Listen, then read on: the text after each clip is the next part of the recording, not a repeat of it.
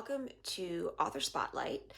My name is Lucy, and this is the program on AADL TV where each episode I highlight the works of one author. On this episode, I'm actually going to do something a little different.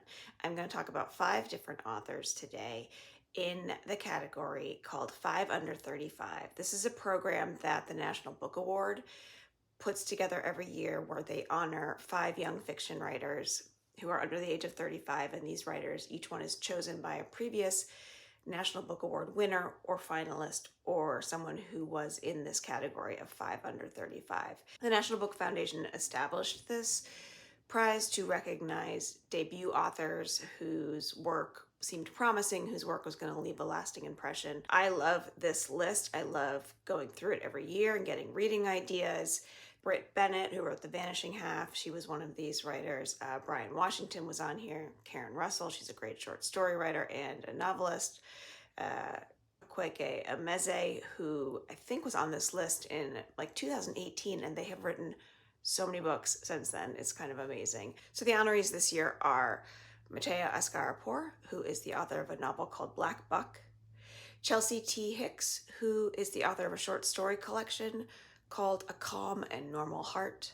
Morgan Talty, who is the author of a short story collection called Night of the Living Res. Jenny Shia, who is the author of a novel called Holding Pattern, and Ada Zhang, who is the author of a story collection called The Sorrows of Others. So out of these 5 books, 3 of them are story collections. And that's not unusual for this award because a lot of times that's how debut authors are first getting published. I did read a lot of interviews with these authors when trying to get ready to talk about these books.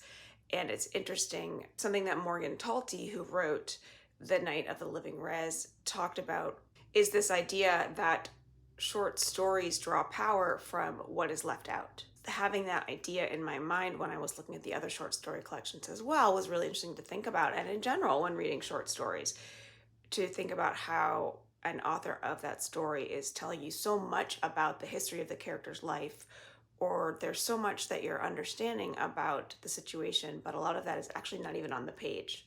So I'll just start by talking a little bit about Night of the Living Res by Morgan Talty. Morgan Talty is a citizen of the Penobscot Indian Nation. He grew up in Maine, and this is his debut short story collection. It won a number of prizes. It won the Penn Robert W. Bingham Prize, the American Academy of Arts and Letters Sue Kaufman Prize for First Fiction, the National Book Critics Circle John Leonard Prize, the New England Book Award, and it was a finalist for other awards as well. Many of these stories have appeared in other publications, and he is currently working on a novel, which I am very excited to read, having read this collection of stories. Night of the Living Res is really about one character. This character goes through all of the stories, although in reading the stories you don't necessarily realize this at first because they are taking place in 2 different times. So some of the stories feature a boy named David. We are learning about David's life, living with his mother and his sister. The stories are all set on Indian Island, which is the real life Penobscot Indian Nation where Talty grew up.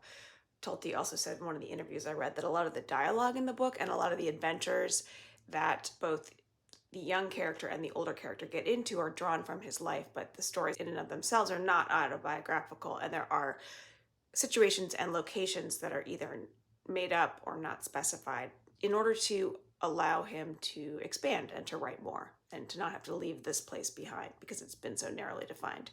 So we start out with David as a young boy. The other stories feature a character named Dee, and you start to realize through the characters that Dee is interacting with and the other people that Dee is talking about that Dee is David grown up. So the stories are connected in this way. What is really interesting about that is the difference between David and Dee. And here's an example of what is not on the page. David is a kid who's getting into adventures with his friends, but he's generally well behaved. He's pretty happy.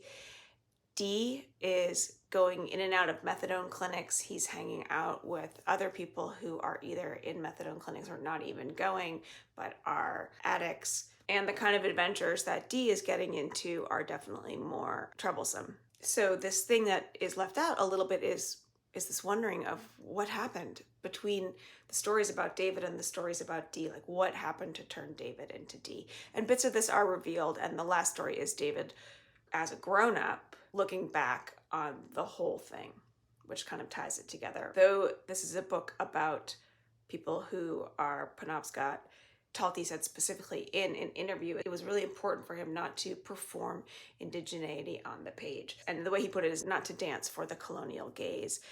These people live on Indian Island and they are Penobscot, but that doesn't mean that these are stories about exclusively Penobscot experiences. These are human experiences and these are human stories. And Talty wants to make that very clear. This is not a representative book of Indigenous life. And then anyone can experience the kind of things that are traumatic in these stories, like addiction and loss and death, and that those are not specific to the Penobscot people. Reading some of the interviews that Morgan Talty either took place in as the interviewee or where he conducted them, we're in conversation with another one of these 5 under 35, who is Chelsea T. Hicks. She wrote A Calm and Normal Heart. This is also a story collection about young Native people, although told in a different way. Chelsea T. Hicks, the author, is a member of the Osage tribe, and she lives in Oklahoma. These stories take place in Oklahoma, but also all the way through to California, and they are not connected. The characters are not connected in the stories, but basically each one of the characters in this book is trying to find places to call their own, new places to call their own, so it's sort of diasporic in this way. And many of the stories have this connection to ancestors. A lot of that ancestral connection is portrayed in the stories through language that is used, Indigenous language. And two things that Hicks does with this that are different than what Morgan Talty does with the language in his books, the Indigenous language in his books, is that she does not translate and she does not write it phonetically. She's not colonializing this language at all. And therefore, not all of her readers, the readers of this book, might be able to understand that language. And that's a really important point about these stories. It's inherent on the reader to do some work in situations like this. If there's a language that you can't understand, if the letters are not ones that you recognize, it's not incumbent on Hicks to just provide you with an education about this language or to teach you about it. You're going to have to do a little extra work to learn.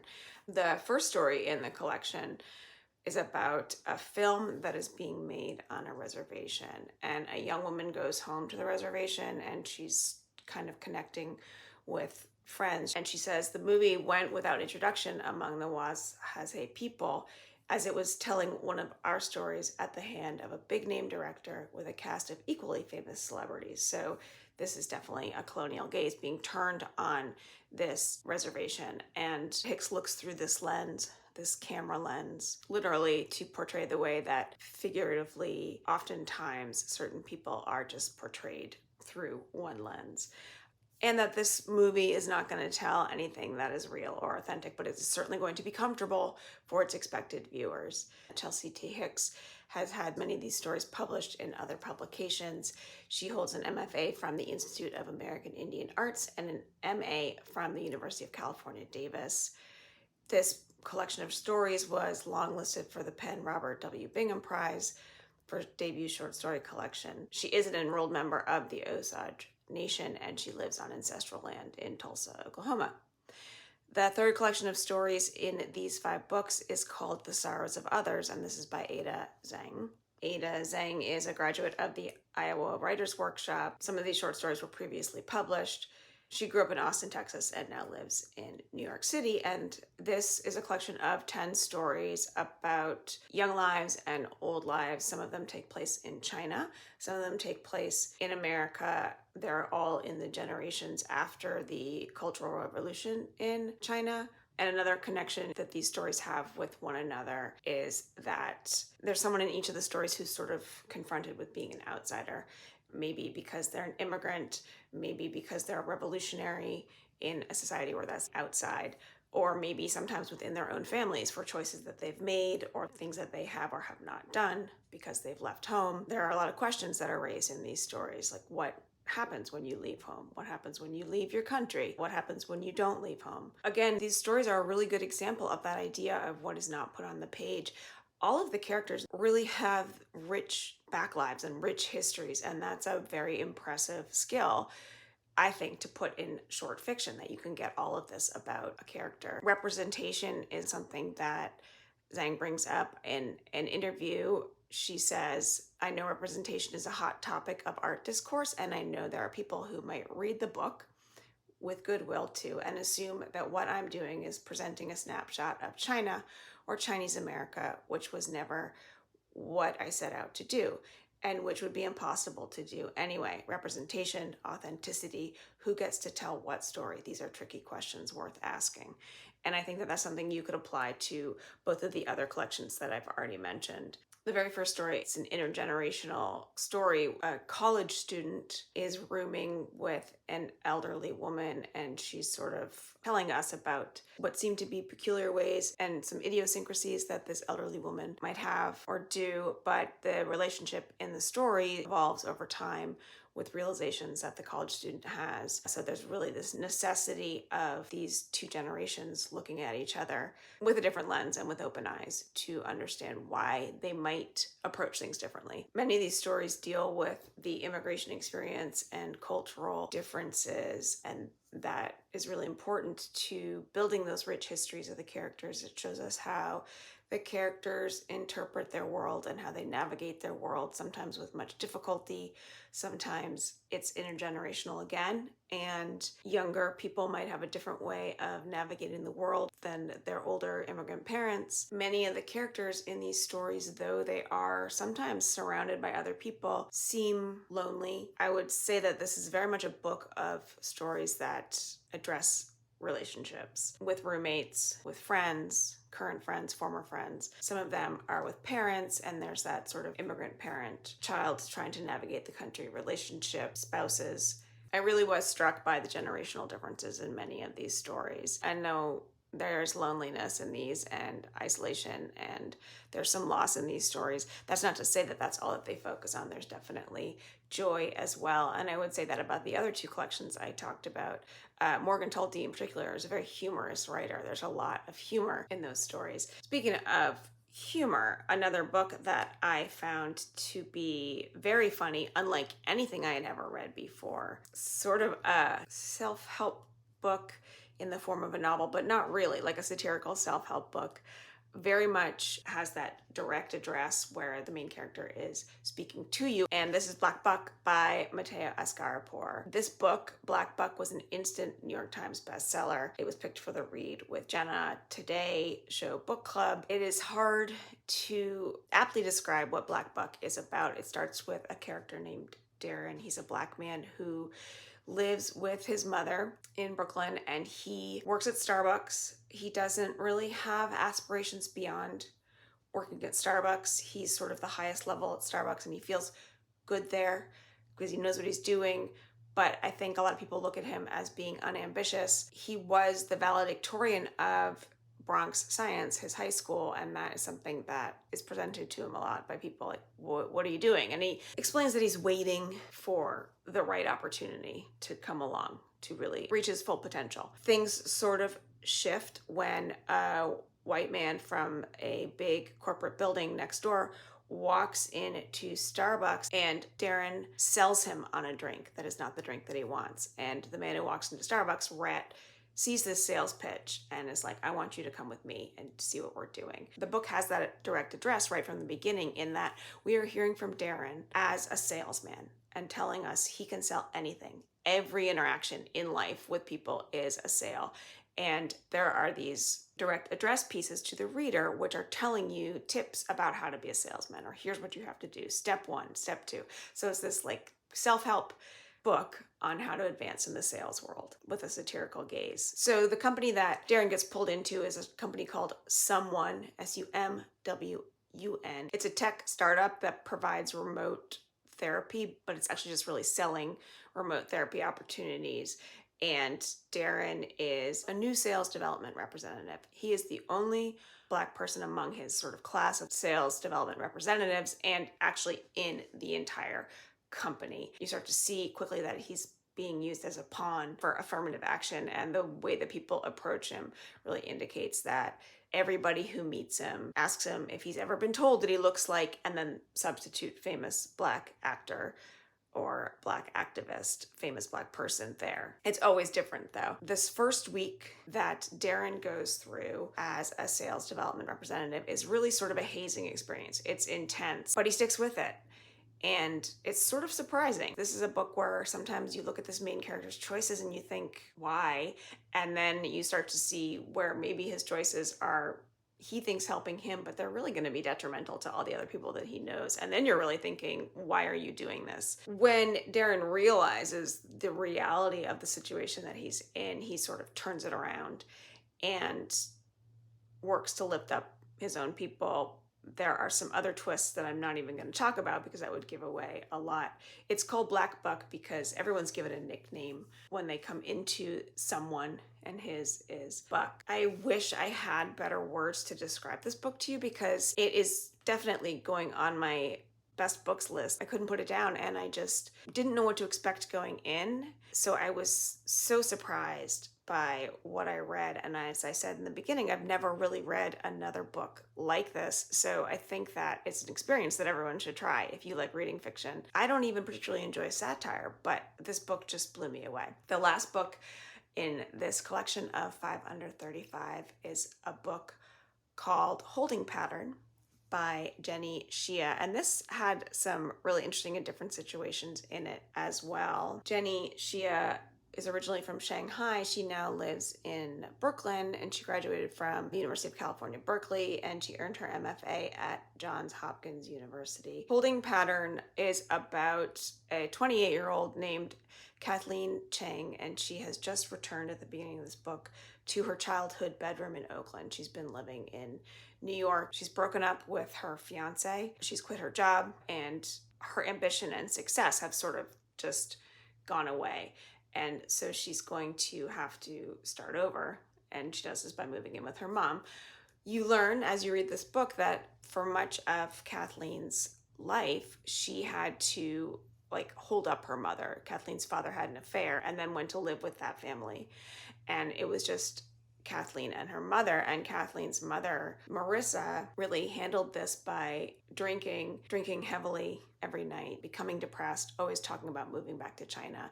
And so Kathleen's childhood experience was a lot of putting her mom to bed, really taking care of her mom. And that is what she's expecting when she goes home after upending her own life. And in a way, that expectation is not one of dread, but one of okay, I know what my role will be. I know how I can be useful. What she finds is a completely different Marissa, a Marissa who doesn't drink, a Marissa who runs every day, who has green juice, who is pert and happy, and she's in love, and she is engaged. And the book starts out in a bridal shop, and you think it's for Kathleen, but you realize, no, Kathleen is actually a bridesmaid at her mom's wedding. So there's a little bit of a flip there of what is expected. Kathleen gets a really unusual job as a professional cuddler. In an interview I read with Jenny Shia, she was saying that she actually did do this job in order to do research for the book. Something that the professional cuddling experience brings up immediately is boundaries, and how do you keep them, and what happens if they get a little slippery.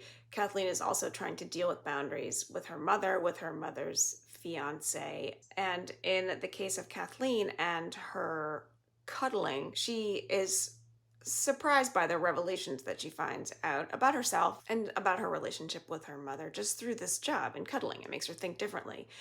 But she doesn't necessarily keep all the boundaries that she's supposed to keep. And so there is one cuddly named Phil who sort of slips into her real world. And that becomes one of the problems in this book, is how is Kathleen going to manage that relationship? And how does she want to manage that relationship? So mirroring the complexity of that relationship is also this sort of complexity in Kathleen's new relationship with her mother, which is really a big part of what this book is about. They have great affection for each other, but it's been showed in the most unusual ways up until this point, and now it has to be shown in entirely different ways too.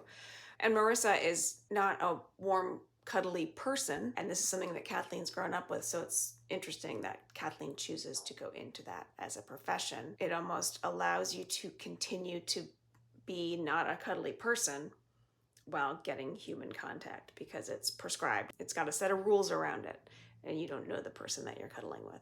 And so all of these things inform each other to get you to the culmination of how Kathleen and her mother learned to reconnect with one another. I really loved this book. It was filled with warmth despite the sort of coldness it seems of these characters. And it just addressed, in a really interesting way, new ways to think about how you hold somebody. And like Ada Zhang's stories, it also dove into immigration and belonging and the difference generationally of those things. That is the 5 Under 35 National Book Award honorees for 2023.